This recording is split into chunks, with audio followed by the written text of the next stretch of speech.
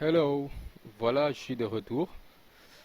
On va continuer la vidéo bon, d'initiation parce que là, on est sur les bases de AutoCAD.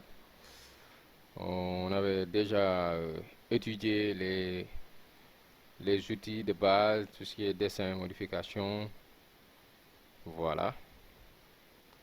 Maintenant, là, on, on va.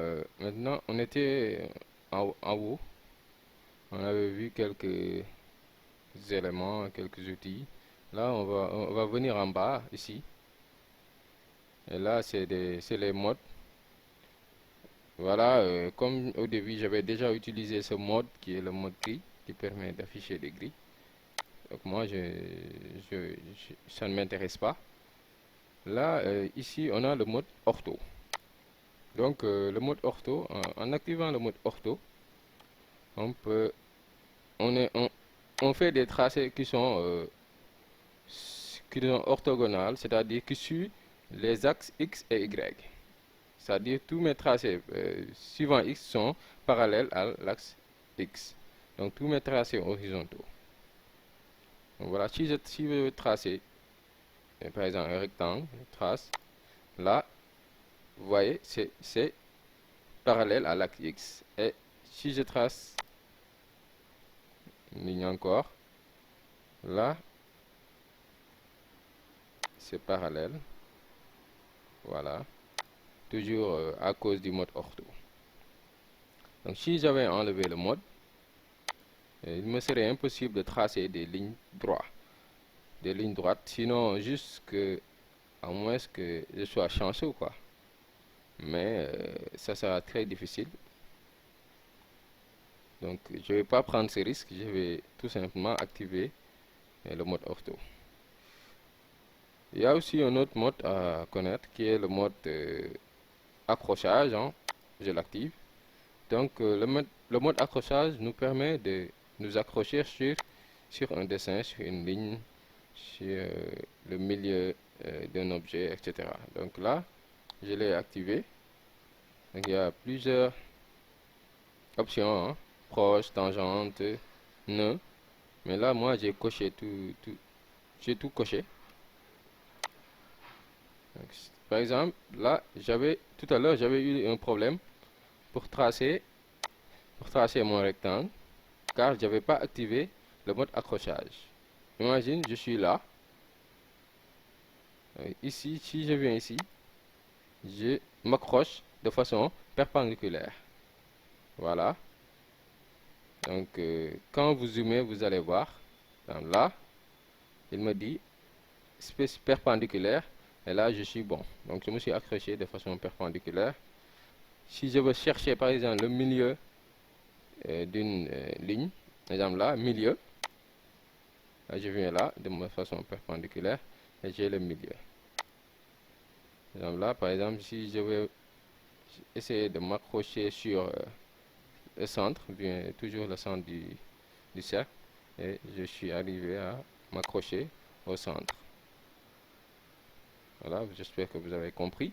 Donc, c'est deux outils à ne pas, modes à ne pas négliger parce que des fois, vous voyez des tracés où on a un défaut de perpendicularité. Souvent, ces gens-là oublient d'activer ce mode.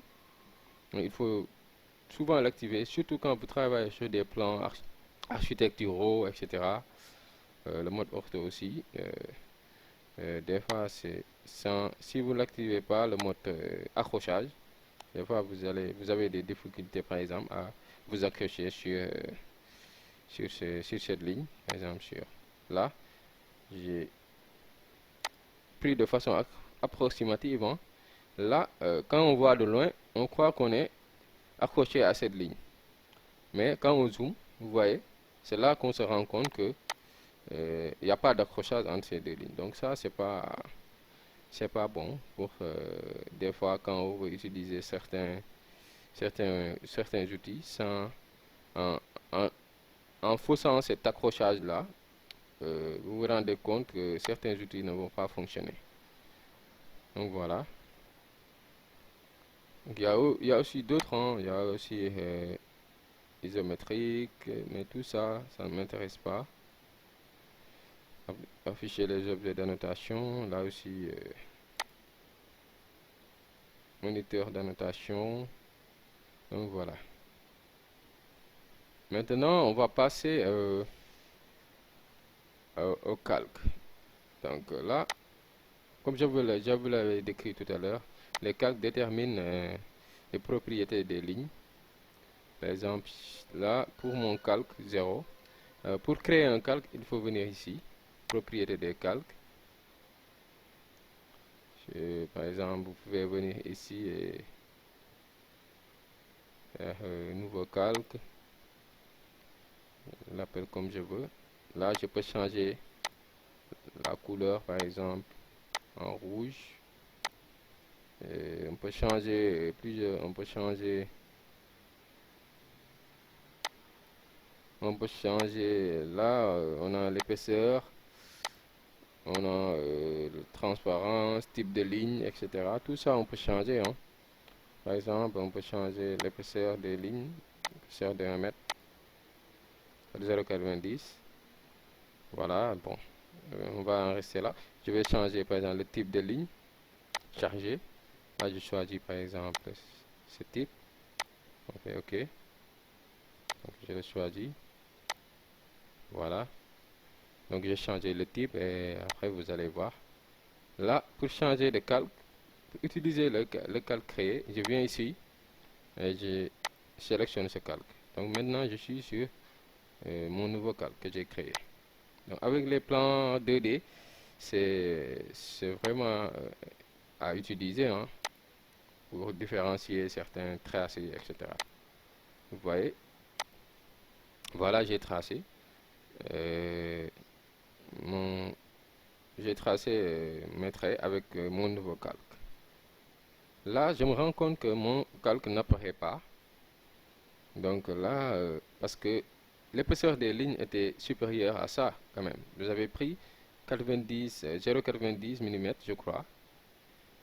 Donc normalement, si je change, normalement ça doit afficher ces 0,90, ce qui n'est pas le cas. Dans ce cas, il faut aller sur propriété. Par exemple, je vais sur épaisseur ligne, paramètre épaisseur. Là, je vais afficher l'épaisseur de ligne. Je mets OK. Voilà. Maintenant, l'épaisseur a été affiché.